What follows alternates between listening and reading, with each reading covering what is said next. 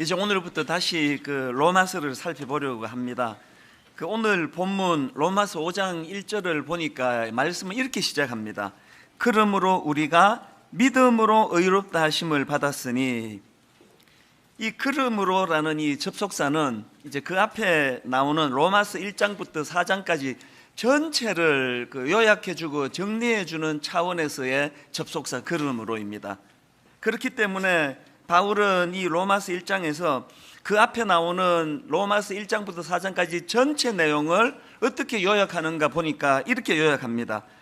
우리가 믿음으로 의롭다 하심을 받았으니, 이게 로마서 1장부터 4장 전체 요약입니다. 이걸 이신칭이라고 그러는데요, 제가 이런 관점으로 이 로마서 1장부터 4장 말씀을 간략하게 정리해서 말씀을 드리려고 합니다. 이 바울이 로마서 서두인 1장 18절에서 하나님의 진노에 대해서 언급하지 않습니까? 하나님의 진노가 불의로 진리를 막는 사람들의 모든 경건하지 않음과 불의에 대하여 하늘로부터 나타나니, 이제 그러면서 바울이 로마서 전반부에서 굉장히 길게 또 굉장히 강한 단어를 사용해가지고 강조하는 것이 뭐냐 하니까, 이 타락해가지고 하나님 관계를 깨트린, 그래서 범죄한 인간들에 대한 이 하나님의 진노를 피할 인생이 없다는 겁니다. 이것을 피한 방법이 없다는 겁니다. 그걸 쭉 길게 피력을 하고는 이제 3장 21절을 기점으로 이제 대반전의 말씀이 등장을 하는데요. 자, 3장 21절을 보십시오. 이제는 율법 외에 하나님의 한 의가 나타났으니 율법과 선지자들에게 증거를 받은 것이라.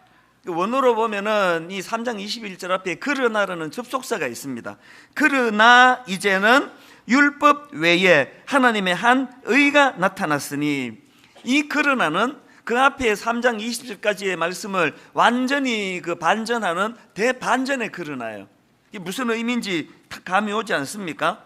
이제 타락으로 말미암아서 하나님의 진노를 피할 수 있는 방법이 없는 인생들에게 하나님에 대한 하나님의 방법을 이제 제시하고 있다는 그 이야기입니다. 그러면서 그 하나님이 주신 대안, 하나님의 의가 무엇인지를 이제 3장 23절 24절에서 이렇게 설명합니다. 모든 사람이 죄를 범하였음에 하나님의 영광에 이르지 못하더니 그리스도 예수 안에 있는 속량으로 말미암아 하나님의 은혜로 값없이 의롭다 하심을 얻은 자 되었느니라. 이렇게 설명하고는 이제 로마서 4장에서 아브라함이라는 한 인물을 예로 들어서 이제 그것을 이제 설명하는 겁니다. 이렇게 4장까지 말씀이 피력되고 이제 로마서 5장으로 들어가면서 그러므로라는 이 접속사를 가지고 우리가 믿음으로 의롭다 하심을 받았으니, 그렇게 이제 그 앞에 내용들을 요약하는데요, 이 이신칭이라고 하는 이 교리야말로 로마서 1장부터 4장 공부할 때만 알아야 되는 게 아니라 이 땅에서 우리가 호흡이 끝나는 날까지 마음에 담아야 될 우리 신앙의 가장 중요한 핵심 중의 핵심입니다. 오죽하면은 종교개혁가 마틴 루터가 이런 말을 했습니다. 그 교회가 서 있는 교회인지 넘어지는 교회인지를 알려면 그 교회가 이신칭이 교리에 서 있는지 여부를 보면 알 수 있다. 분당 우리 교회가 서 있는 교회인지 자빠지고 넘어진 교회인지를 알려면은 이 교회가 복지재단을 얼마나 잘 운영하느냐, 이 교회가 막 헌금을 가지고 연약한 가난한 이웃을 얼마나 돕느냐, 이런 것들로서 점검해서는 안 되고 이 교회 안에 이신칭이가 있느냐는 거예요. 이 교리를 가르치고 있느냐, 이 기준이 그 교회가 서 있는지 넘어져 있는 교회인지를 점검하는 중요한 잣대가 된다는 이야기입니다. 제가 이런 맥락에서 이제 이 로마서 1장부터 5장, 4장까지 말씀을 묵상하고 정리를 하면서 제가 은혜를 받는데요, 옛날 우리 윗대 어른들이 참 즐겨 부르시던 찬양 하나가 제 마음에 이렇게 맴도는 겁니다. 예수 더 알기 원하네, 크고도 넓은 은혜와 대속해 주신 사랑을 간절히 알기 원하네. 요새는 이 찬양을 참 많이 안 부르는 것 같은데, 옛날 어른들은 뭐 철학기도 같은 데 가면 막 18번지에 막 그 할머니들이 기뻐하면서 박수를 치면서 그렇게 찬양을 부르셨는데, 어릴 때는 그냥 저도 뭐 부르니까 부르지만 가사도 모르고 이거는 8분의 6박자구나, 그 정도밖에는 머리에 남는 게 없었습니다. 그런데 지난 주간에 제 마음속에 이 찬양이 그 요동을 하는데요, 밥을 먹어도 잠자리에 들어가도 대속해 주신 사랑을 간절히 알기 원하네. 그 사랑을, 예수님의 그 사랑을 알기를 원하는데 어느 정도 알기를 원하느냐? 후렴에 가서 보니까요, 내 평생의 소원, 내 평생의 소원, 대속해 주신 사랑을 간절히 알기 원하네.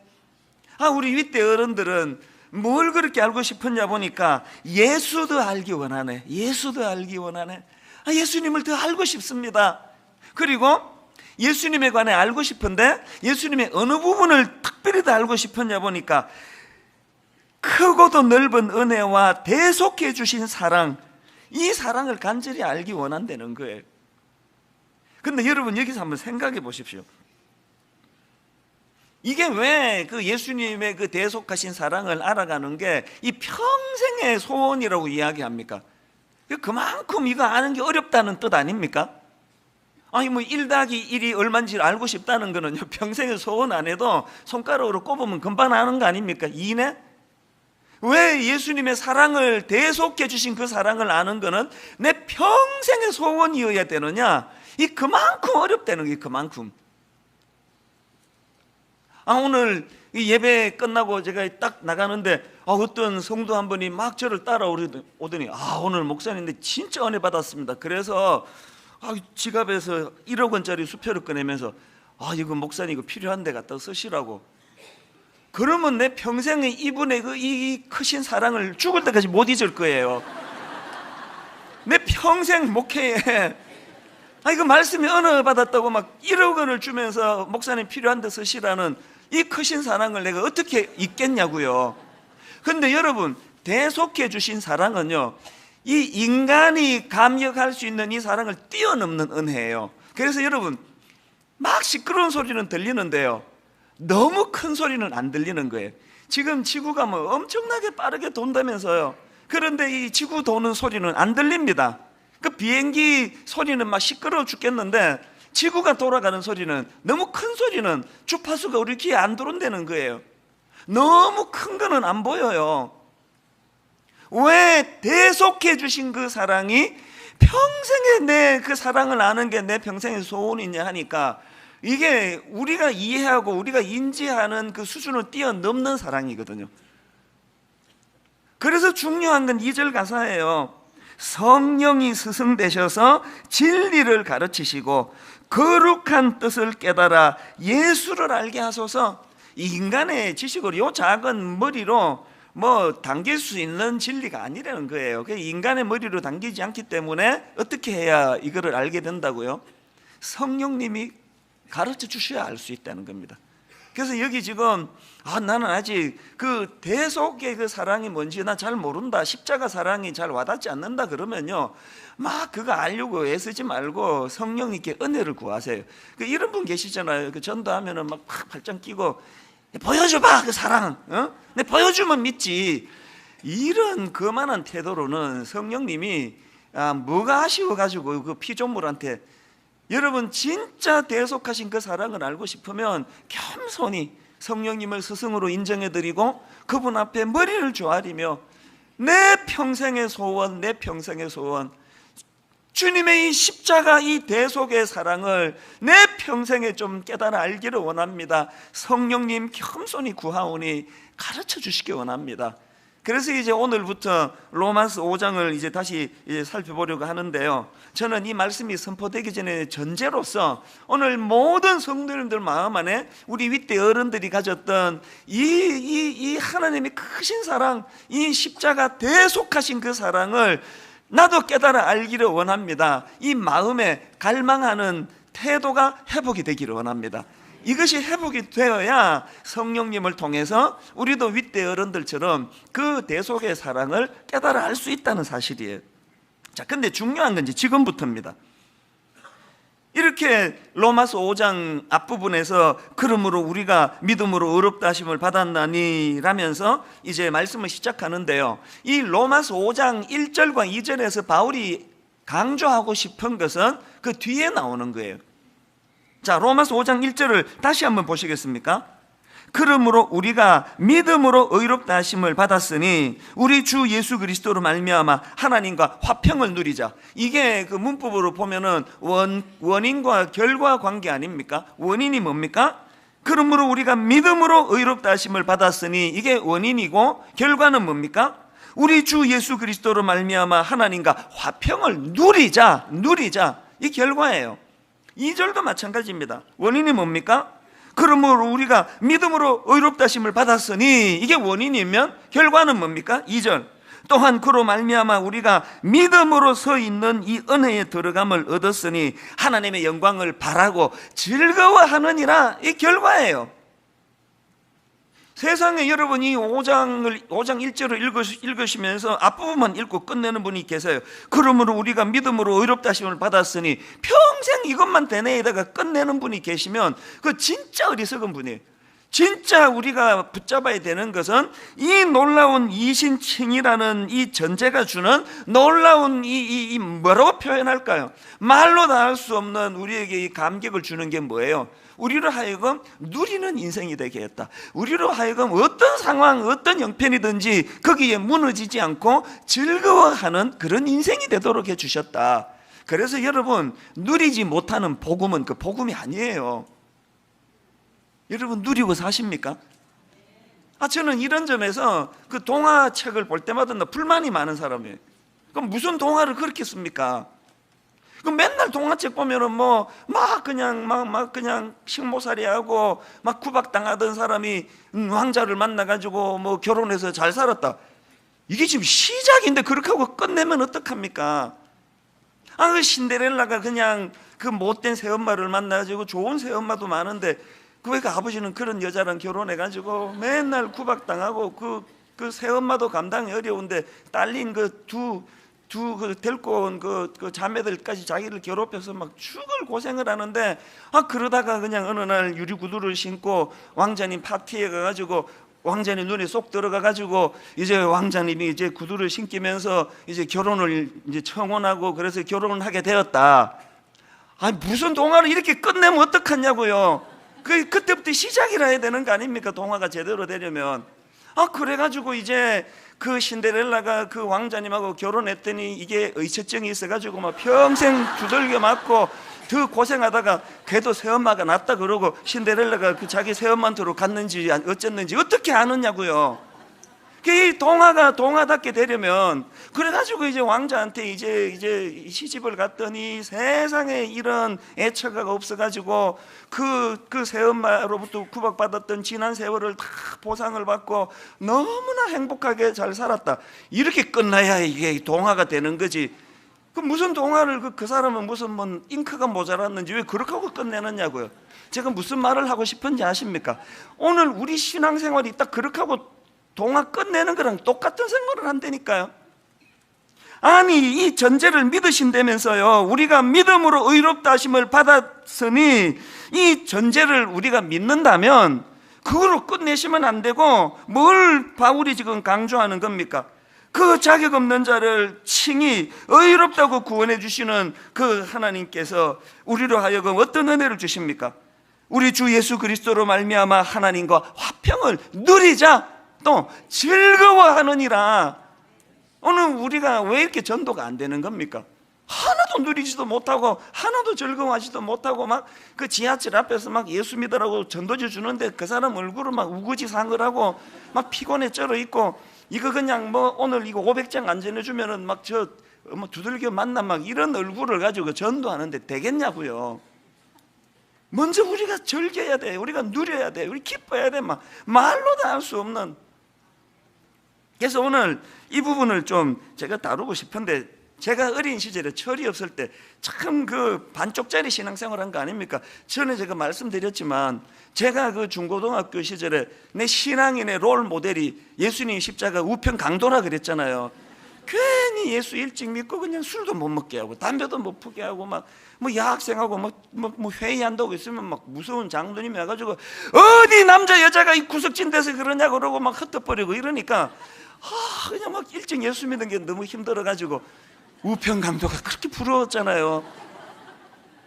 세상에서 지멋대로 살고 막 제약 당하지 않고 막 그렇게 살다가 죽기 5분 전에 예수 믿고 천당 가면 너무너무 그 부러운 인생이었는데, 근데 지금 생각하면요, 이게 어리석은 생각이더라고. 어리석은 생각. 여러분, 크리스찬 중에 세상에 제일 불행한 인생이 예수님 우편 강도예요. 정말 예수 그리스도로 말미암아 새로운 삶을 누리게 된 이 삶의 기쁨, 전에는 내가 기질적으로 우울한 성격, 어두운 성격, 맨날 그냥 오해를 잘하는 성격이라 가지고 나도 피곤해 쩔고 상대방도 피곤하게 만들던 내 인생이었는데, 내 인생에 먹구름이 드리워졌는데, 세상에 칭이 자격도 없는 나를 대속해 주신 그 사랑으로 구원해 주셔가지고 어느 날 보니까 내가 너무 밝은 사람이 돼 있는 거예요.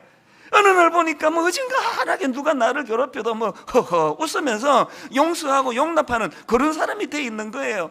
그래서 나도 기쁘고 나 만나는 사람들마다 막 그저 행복에 겨워하는 이 기쁨을 누리지도 못하고 즐기지도 못하고 그 십자가 옆에서 그렇게 죽어버리는 사람이 그 가장 불행한 사람 아닙니까? 분당 우리 교회 성도님들, 저는 여러분들이 예수 그리스도의 이 이신칭이 자격 없는 자에게 주시는 대속하신 이 사랑의 기쁨을 누리게 되시기를 바랍니다. 뿐만 아니라 그거로 진도 끝나면 안 돼요. 신데렐라가 결혼하는 게 중요한 게 아니고 그 왕자님을 만나가지고 말로도 할 수 없는 예전 생활과 비교 안 되는 기쁨을 행복하게 누리도록 하는 것이 동화책인 것처럼, 하나님은 우리 삶 속에 그저 뭐 단순히 기계적으로 뭐 자 구원표 받아가라, 천국 갈 때 이거 꼭 내야 된다 그래가지고 그걸 막 그냥 장롱에 넣어놓도록 하는 게 아니고요, 내 삶 가운데 늘 이 대속의 기쁨이 넘쳐가지고 분명히 지금 내가 이쪽은 우울해요, 이쪽은 내가 발을 땅에 딛고 사니까 뭐 우울까지는 내가 피할 수가 없는데 금방 내 안에 신령한 새 노래를 주셔가지고 언제 내가 그렇게 우울했지? 이 누리자 또 즐기자, 이런 삶을 맛보며 사는 여러분들 되시기를 바랍니다. 그래서 제가 오늘 이 본문에서 바울이요, 이 이신칭의의 결과로 누리게 된 걸 선명하게 세 가지로 그렇게 이제 설명을 하는 것을 볼 수 있는데, 이걸 좀 나누고 싶습니다. 첫째로, 자, 이신칭의의 결과로 누리게 된 가장 강력한 게 뭐냐? 하나님과 더불어 화평을 누리게 됐다는 겁니다. 로마서 5장 1절을 보십시오. 그러므로 우리가 믿음으로 의롭다 하심을 받았으니 우리 주 예수 그리스도로 말미암아 하나님과 화평을 누리자. 여기 나오는 화평이 원어로 에이레네라는 헬라어인데요, 이 단어는 우리가 잘 아는 히브리어로 샬롬과 그 같은 단어예요. 이 에이레네, 이 샬롬이라는 단어는요, 단순히 그 마음의 평안함을 의미하는 단어는 아닙니다. 내가 지난달 막 월급이 2배로 올랐다 그래가지고 막 기분이 좋은 건 그건 샬롬이 아니에요. 샬롬이라는 거, 에이레네라는 것은요, 이 하나님과 깨어진 관계가 회복되는 데서 오는, 그래서 원수되었던 하나님과의 관계가 회복이 됐기 때문에 이 환경과 상관이 없는 그 본질적인 평화, 이게 에이레네, 또 이게 샬롬이에요. 그런데 여러분이 샬롬에서 중요한 거는 뭐냐 하면은 꼭 이제 이 하나가 더 들어가야 됩니다. 5장 1절을 다시 한번 보십시오. 그러므로 우리가 믿음으로 의롭다 하심을 받았으니, 그 다음에 누구로 말미암아? 우리 주 예수 그리스도로 말미암아 하나님과 화평을 누리자. 그래서 이 샬롬은요, 예수 그리스도가 개입하지 않는 것은 샬롬이 아니에요. 예수 그리스도가 개입하시는 구원의 사랑이 담겨져 있는 감정, 이게 샬롬이에요. 그 왜 그래야만 합니까? 자, 로마서 5장 10절을 보십시오. 곧 우리가 원수되었을 때에 그의 아들의 죽으심으로 말미암아 하나님과 화목하게 되었은즉. 어떻게 하다가 우리가 하나님과 원수가 되어버렸습니까? 이사야 59장 2절, 오직 너희 죄악이 너희와 너희 하나님 사이를 갈라놓았고. 그래서 로마서에서 바울이 계속 강조하는 게 뭡니까? 이 하나님과의 간극이 너무 커가지고요, 인간이 만든 사다리로는 하나님께 갈 수가 없을 정도로 간극이 벌어져 버렸습니다.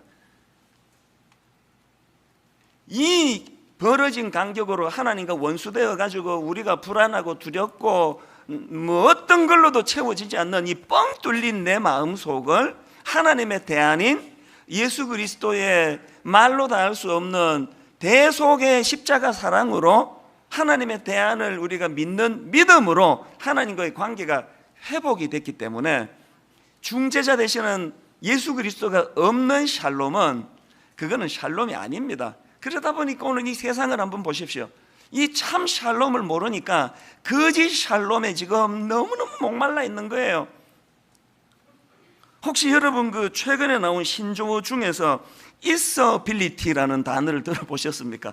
있어빌리티는요, 그 우리나라 말하고 그 영어 단어를 섞어가지고 만든 신조어에 참 우리나라 분들은 제주도 좋아요. 이 있어빌리티가 뭐냐 하면은요, 있어 보인다라는 우리나라 말하고 그 능력을 뜻하는 이 어빌리티를 합쳐가지고요, 있어빌리티. 그래가지고 이제 이 신조어의 뜻이 뭐냐 하니까 있어 보이도록 하는 허세도 현대인이 갖추어야 할 능력 중에 하나다. 없는데 이제 있는 척하면서 헛세를 부리는 것도 능력이라는 게 있어빌리티예요. 요새 그 인터넷에 SNS 같은데 이 있어빌리티가 창궐하고 있답니다. 어느 기사에 보니까요, 그 조그만한 원룸에 사는 그 강북의 어느 조그만한 원룸에 사는 어떤 아가씨가요, 자기가 이제 이 있어빌리티 그래가지고 자기는 이제 부자들이 사는 청담동에 산다. 그리고 또 자기 집에 막 얼마나 그 호화 가구가 있고 그런 거를 사진을 찍어가지고 이제 계속 이제 그 자기 SNS에다 올린다는 거예요. 그리고 뭐 자기가 뭐 얼마나 부잣집 딸인지를 증명하려고 이제 막 해외에 여행 가서 찍은 사진 이런 것들을 막 계속 수시로 올리는데 자기는 이제 자기 얼굴은 안 나오겠죠? 그게 다 가짜라는 거예요, 다. 무슨 청담동에 뭐 어마어마한 그런 비싼 가구를 놓고 사는 게 아니고 그 조그만한 원룸에 사는데 그 가구 다 들여놓고 자기는 뭐 나가서잖아. 사실은 아닌데 굉장히 부잣집 딸처럼 그렇게 과시를 하려고 애쓰는 그게 있어빌리티라는 거예요. 있어빌리티. 여러분, 그 나이도 어린 그 아가씨가 왜 그렇게 자기를 속이면서까지 막 그냥 거짓 사진을 그렇게 올려가지고 그렇게 막 있는 척하고 과시를 하겠냐고요. 그 자매 여자를 내 만나보지도 않았지만 그 내면에 뻥 뚫려 있는 마음이 보이는 것 같아요. 얼마나 자기 인생이 공허한지를 스스로 고발하는 이야기 아닙니까? 만약에 지금 여러분 보시기에 제가 막 유명해지고 싶어 막 혈안이 돼가지고 막 교회 돈 가지고 저 홍보하는데 돈을 펑펑 쓰고 막 하여튼 여러분 보고 막 교회 채우라 그래가지고 이제 막 앞으로 곧 5만 명 돌파 운동하겠다 그러고 막 사람 모으려고 막 혈안이 돼 있으면은요, 그건 제 내면이 비어 있어서 그래요. 이게 채워지지 않아요. 샬롬이 없어서. 뭐 목회하는데 뭐 10명을 목회하든지 10,000명을 목회하든지 간에 그 목회자 안에 하나님의 샬롬으로 채워져 있다면 그 공함이 없는데 뭐하러 그렇게 막 그 무리한 일을 하겠습니까? 여러분은 어떻습니까? 그 옛날 어른들요, 저는 뭐 60년대 70년대 자체도 가난했지만 그 중에도 더 가난한 사람들이 살던 동네에 살았거든요. 하루도 문제없이는 넘어가는 일이 없는 그런 동네에 살았지만 그 어른들 권사님들이 부르시던 어떤 성가대 어떤 전문 성악가 합창단이 하는 노래보다 내 귀에 아름답게 각인되어 있던 찬양이 많은데 그 중에 하나가 이겁니다. 찬송가 410장. 내 맘에 한 노래 있어 나 즐겁게 늘 부르네 이 노래를 부를 때에 큰 평화 임하도다. 우리 후렴 같이 한번 불러보시겠습니까? 평화 평화 하나님 주신 선물 그 놀라운 주의 평화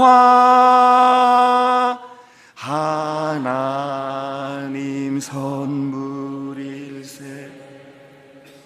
그 찢어지게 가난한 권사님 9남매 10남매씩 나와가지고 등록금을 못 줘가지고 아침에 들어 눕고 뒹굴고 돈 내놔라고 애가 그냥 그렇게 뒹구는 그 상황 속에서도 내 마음 한편으로는 그것이 너무너무 마음이 아프지만, 그런 상황 속에 어김없이 찾아오시는 하나님의 선물, 평화로다.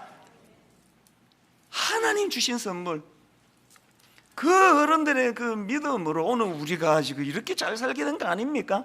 절망하지 않는 그 어른들의, 여러분 이 샬롬이 있습니까?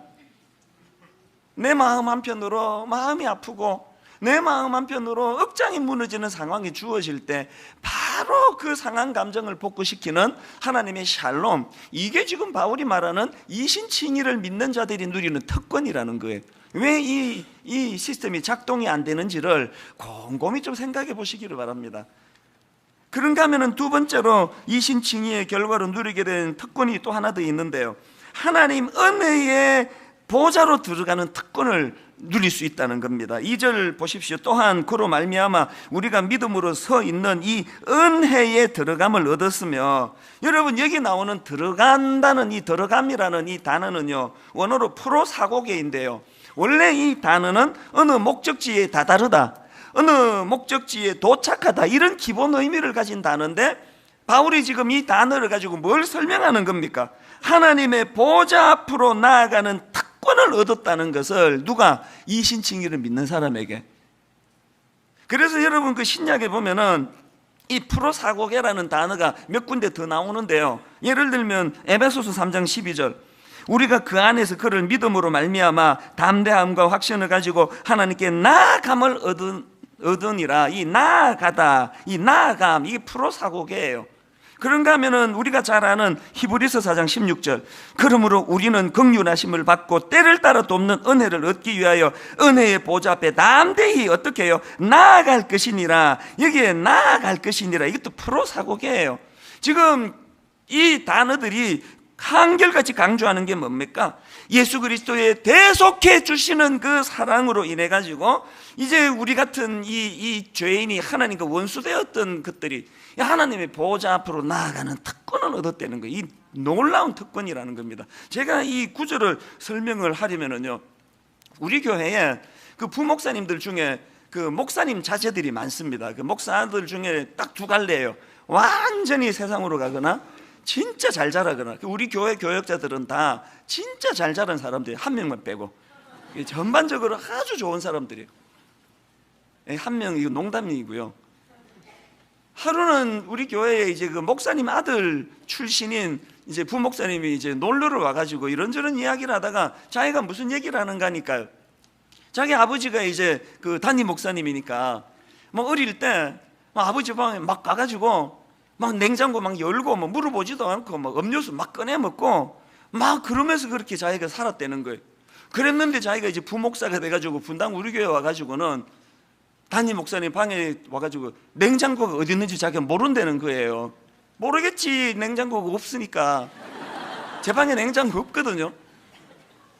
이 목사님이 뭘 강조하고 싶은지 아시죠?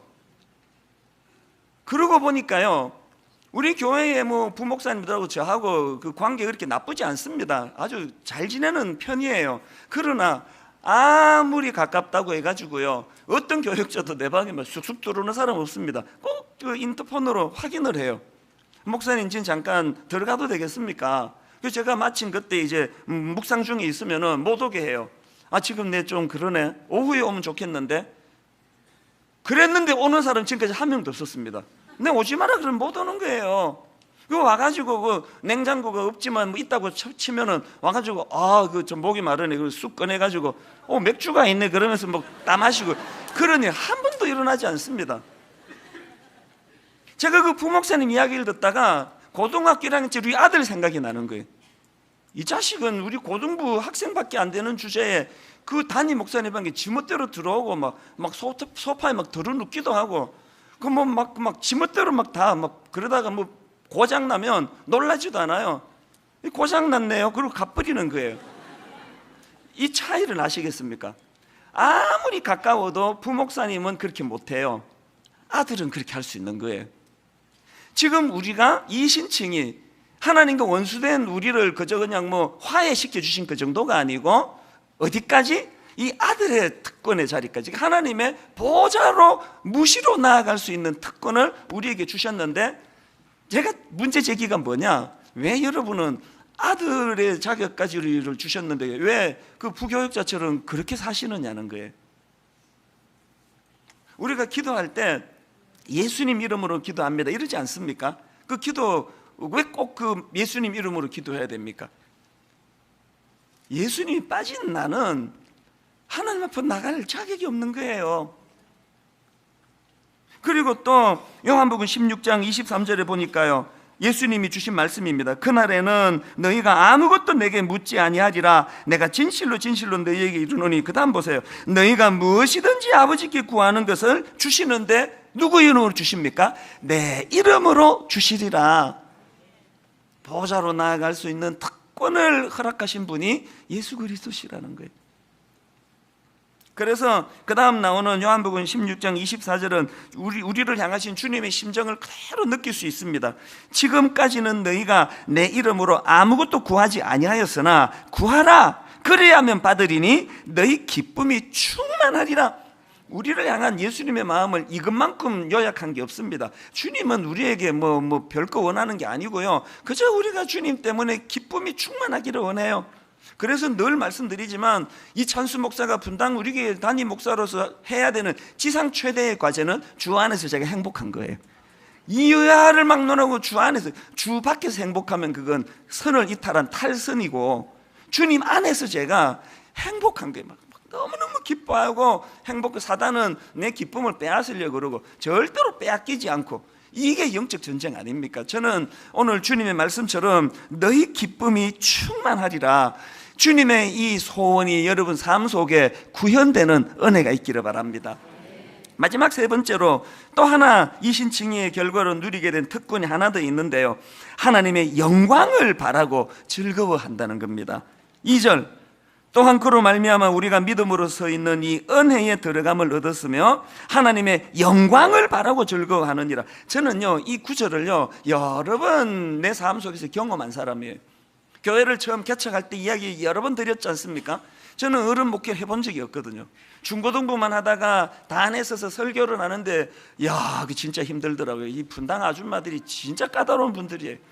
막 은혜를 못 받는 거예요. 막 말씀이 어렵다 그러고, 뭐 말씀이 어렵다가 아니라 말씀이 가볍다 그러고, 막 그 중고등배를 상대해 가지고, 분당 우리 교회는 그 어른들이 갈 교회가 아니고 막 애들 보내는 교회다 그래 가지고 막 온 동네 문제 있는 애들은 다 보내고 자기는 또 딴 교회 가고, 이런 일이 일어났거든 초기에. 그러니까 막 그냥 토요일만 되면은 막 분당 아줌마들 얼굴이 어른어른거리면서 또 깊이가 없다 그럴 텐데 막 그래가지고요, 그때는 제가 요 뒤에 그 창고를 개조해가지고 사무실로 썼는데요, 새벽에도 나와가지고 많이 울었습니다. 그리고 이제 낮 시간에는 불 다 꺼놓고 있으면 캄캄한데요, 저 혼자 여기 가운데쯤 앉아가지고 참 눈물을 많이 흘렸거든요. 그때 기도하면서 하나님 저에게 말씀의 은사 좀 주세요, 목회 좀 잘하게 해주세요, 그런 기도도 했지만 근본적으로 제가 드린 기도는 하나님의 영광을 구했습니다. 하나님이 미천한 종에게 하나님의 영광이 나타나게 해주시기 원합니다. 그래가지고 이 찬양을 울면서 참 많이 불렀습니다. 내 눈 주의 영광을 보내, 우리 가운데 계신 주님, 그 빛난 영광 온 하늘 덮고 그 찬송 온 땅 가득해, 주의 영광 이곳에 가득해, 우린 선의 주님과 함께. 아버지, 미천한 종에게 하나님의 영광을 보여주시기를 원합니다. 그리고 장차 종이 누리게 될 이 완전한 하나님의 영광을 놓치지 않게 해주시기 원합니다. 여러분, 제가 개척 초기에 얻었던 무서운 진리가 뭔지 아십니까? 이렇게 하나님의 영광을 구했더니 하나님께서는 현실의 어려움을 이길 힘을 주시더라는 거예요. 오늘 우리가 하나님의 영광을 구해야 돼요. 이 부분은요, 이 다음 주일날 조금 더 이제 깊이 다루기로 하고요, 오늘 여러분에게 이 세 가지 이 충만함이 있는지를 점검해 보시기 바랍니다. 나는 하나님과 더불어 화평을 누리고 있는가? 나는 하나님의 은혜에 들어가는 특권을 누리고 있는가? 나는 하나님의 영광을 바라고 즐거워하는 그 기쁨이 내게 있는가? 여러분, 바울이 왜 로마서를 이미 예수 믿는 사람들인 로마 교회 성도들에게 이 로마서를 왜 썼습니까? 로마서 1장 15절에 보니까 그러므로 나는 할 수 있는 대로 로마에 있는 너희에게도 복음 전하기를 원하노라. 왜 이미 예수 잘 믿는 소문이 나 있는 로마 교회 성도들에게 할 수 있는 대로 가서 복음 전하고 싶다. 왜 그랬겠습니까? 분명히 로마 교회 성도도 예수 믿는 거 사실이에요. 예수 잘 믿는 거 사실이에요. 그러나 바울이 보기에는 그들이 예수 잘 믿는다고 하는데 누리지를 못하는 거 아닙니까? 누리지를. 이게 우리의 모습 아닙니까? 뭐가 그렇게 그냥 우중충한 표정을 짓고 맨날 우울하고 맨날 그렇게 화가 나 있고 그러십니까? 기쁨을 누려야 돼. 기쁨을. 이 복음이 주는 기쁨. 한 번은요, 한 몇 주 전이에요. 제가 잘 보는 프로 중에 하나가 TV 동물농장 아닙니까? 제가 며칠 전에 이거보다 진짜 내가 막 기쁨이 충만한 은혜를 제가 경험했는데요. 이제 어떤 내용이 있냐 하니까 거기에 어떤 암캐예요, 암캐. 이 암캐가 이제 어느 숙회를 너무 사랑하는 거예요. 그래가지고 이 개가요, 집은 따로 있는데 허구한 날 숙회가 사는 아파트 앞에서 웅크리고 이렇게 웅크리고 먹지도 않아요. 계속 산책 나가느라고 숙회가 하루에 한 번인가 두 번인가 나오는데 눈 빠지기 기다리고 어떨 때는요 밤을 꼬박 새워요. 계속 이렇게 기다리고 있는 거예요. 얼마나 사모하는지. 그래가지고 이제 이 암캐 주인이 답답해가지고 이제 끌고 가가지고 이 목줄로 막 이렇게 이제 묶어두니까요, 막 얘가 막 미치는 거예요. 자기는 지금 숙회 집 앞에 가야 되는데 그래가지고 막 기어이 목줄을 풀고 뜯어내고 또 가서 이렇게 웅크리고 있는 거예요. 근데 숙회가 그게 아주 나쁜 놈이에요. 이렇게 지극정성으로 목을 매는 암캐가 있는데 이놈은 딴 암캐랑 같이 놀아나고 있는 거예요. 이게 더 나쁜 게요, 옛날에는 숙회하고 암캐가 서로 사랑해가지고 새끼도 낳고 그랬는데 이 숙회가 변심한 거예요. 야, 정말 이런 말하면 안 되지만 이런 나쁜 놈 어떻게 해야 됩니까? 확 그냥 잡아먹어버리든지. 그런데 여러분, 이 암캐의 사랑이요 4년 동안 4년을 지금 한결같이 그렇게 기다리고 있는 거예요. 보니까요 온 몸에 막 상처 투성이고. 왜 그러냐니까 연정, 이 숙회가 사랑하는 앙캐가 둘이 알콩달콩 지내면 막 질투가 나가지고 싸워가지고 막 물어 뜯기고요. 그리고 노숙하고 이러다 보니까 피부병도 막 걸리고 이 말이 아니에요. 이런 내용을 이제 동물농장에서 쭉 보여주는데 제가 그날 막 가슴이 너무 벅찬 거예요. 그걸 보면서. 왜? 갑자기 제 아내에 대해서 막 너무너무 감사한 거예요. 세상에 우리 마누라는 이렇게 나를 박대하지 않고 지금까지 수십 년 동안 그렇게 나를 거두어 사랑해 주는 게 막 너무 고마워가지고 제가 동물농장 보고 막 너무 가슴이 뜨거워가지고 제가 우리 집사람한테 고백했잖아요. 여보 너무 고맙다고. 날 저렇게 암캐 취급 안 하고 이렇게 거두어줘서 너무 고맙다고. 그러니까 우리 집사람이 또 알았다 그러더라고요.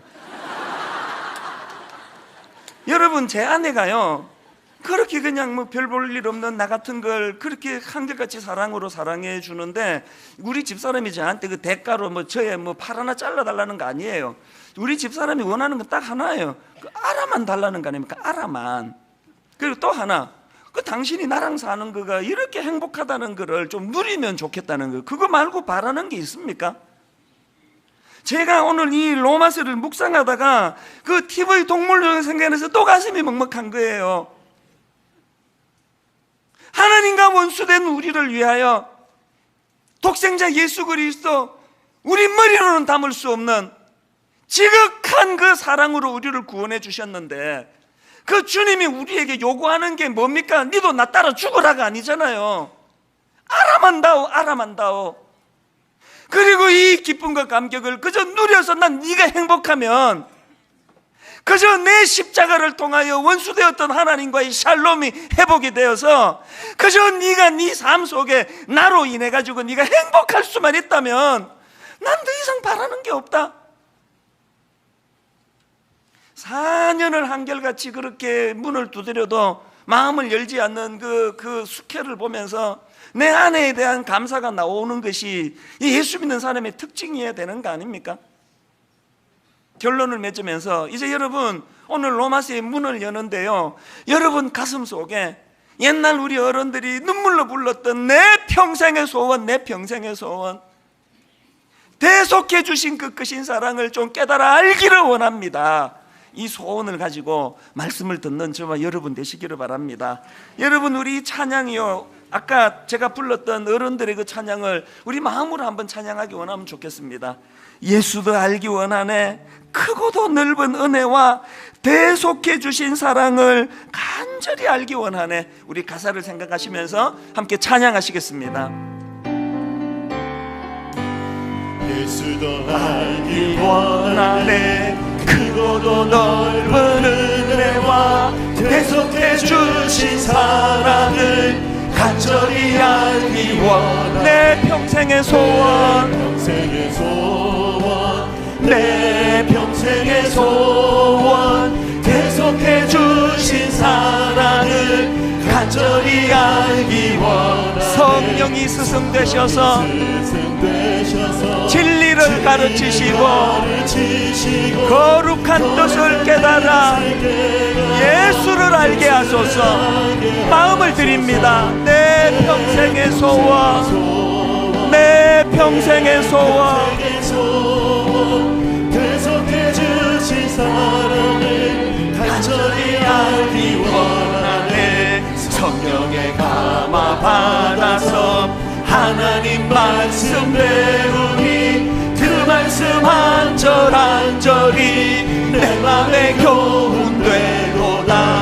내 평생의 소원, 내 평생의 소원, 대속해 주신 사랑을 간절히 알기 원하네. 여러분, 이 찬양 한 번 더 부르기 전에요, 우리가 정말 이 가짜 샬롬에 속아 사는 세상에 발을 딛고 살다 보니까 우리도 모르게 지금 오염이 돼 있는 거예요. 그 옛날에 어른들이 정말 순수하게 사모하던 그 간절함이 회복이 돼야 십자가 사랑을 우리가 알 수 있거든요. 오늘 우리가 한 번 더 찬양할 동안에, 하나님, 난 지금 이래서 머리가 복잡합니다. 아버지, 난 저래서 지금 노래할 기분이 아닙니다. 이런 것들을 뛰어넘는 내 간절함을 가지고, 그래서 오늘 이 시간에 정말 하나님 앞에 은혜를 사모하는 자들에게 어떤 은혜를 주시는지를 맛보는 사건을 경험해야 됩니다. 우리 다시 한번 이 찬양할 때 하나님 앞에 절박한 마음으로 이렇게 한번 은혜를 구하며 찬양합니다. 예수도 알기 원하네, 예수도 알기 원하네, 크고도 넓은 은혜와 대속해 주신 사랑을 간절히 알기 원하네. 내 평생의 소원, 평생의 소원, 내 평생의 소원, 대속해 주신 사랑을 간절히 알기 원하네. 예수도 알기 원하네, 예수도 알기 원하네, 크고도 넓은 은혜와 대속해 주신 사랑을 간절히 알기 원하네. 내 평생의 소원, 내 평생의 소원, 대속해 주신 사랑을 간절히 한 번 더. 예수도 알기 원하네, 예수도 알기 원하네, 크고도 넓은 은혜와 대속해 주신 사랑을 간절히 알기 원하네.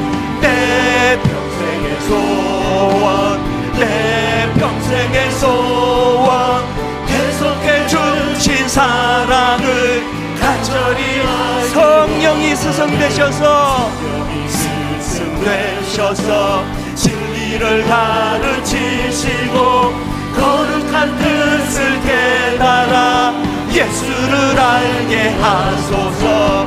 내 평생의 소원, 내 평생의 소원, 대속해 주신 사랑을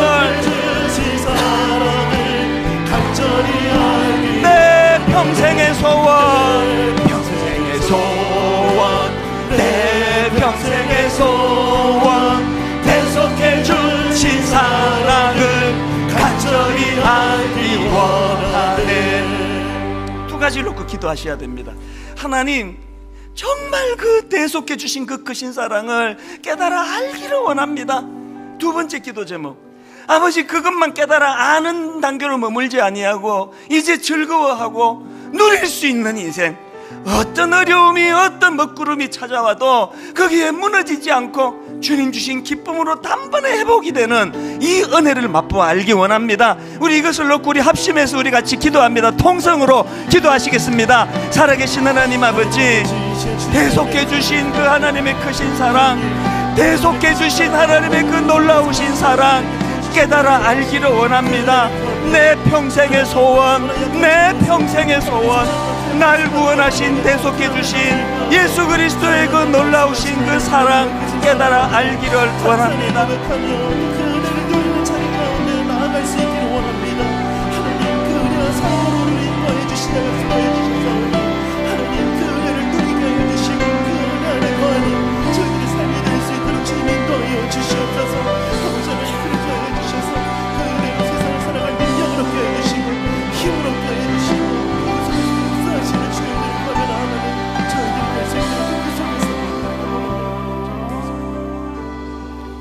하나님 아버지, 오래 예수를 믿었지만 참으로 우리에게 예수님도 알고자 하는 마음의 소원이 없었던 걸 깨닫고 회개합니다.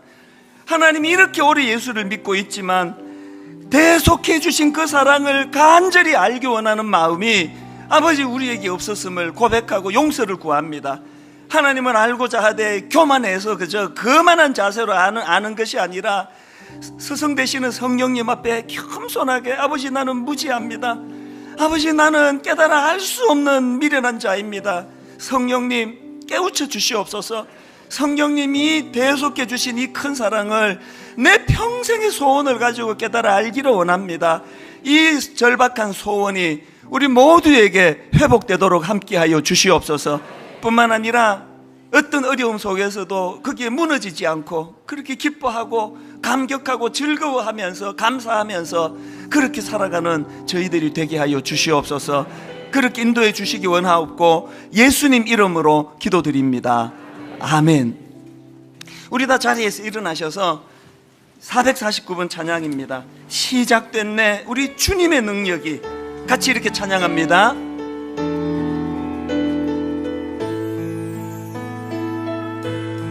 시작됐네 무엇이요? 우리 주님의 능력이, 우리 주님의 능력이 나의 삶을 다스리고 나의 삶을 다스리고 새롭게 하네. 새롭게 하네. 여러분 선포합니다. 자유하네. 어디로부터? 죄와 사망으로부터 나의 삶은 변하고 난 충만하네. 이걸 은혜라 그럽니다. 은혜로다. 주의 은혜 한량없는 주의 은혜 은혜로다.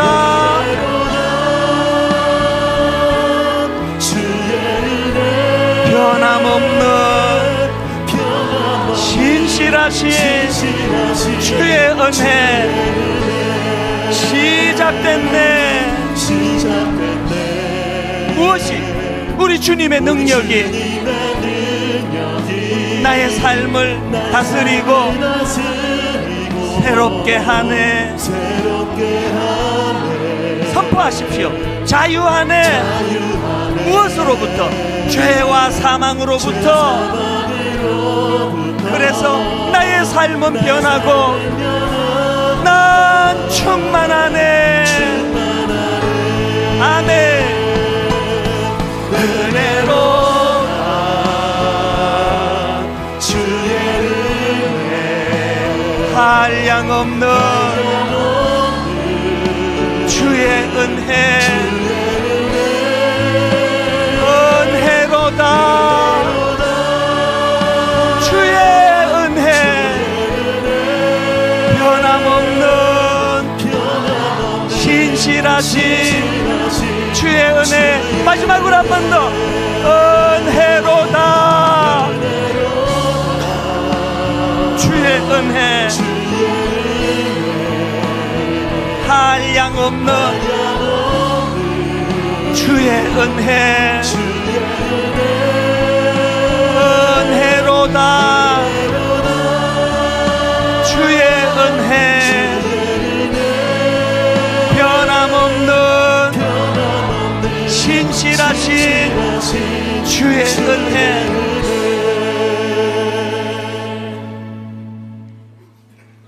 그러므로 우리가 믿음으로 의롭다 하심을 받았으니 우리 주 예수 그리스도로 말미암아 하나님과 화평을 누리자. 또한 그로 말미암아 우리가 믿음으로 서 있는 이 은혜에 들어감을 얻었으니 하나님의 영광을 바라고 즐거워하느니라.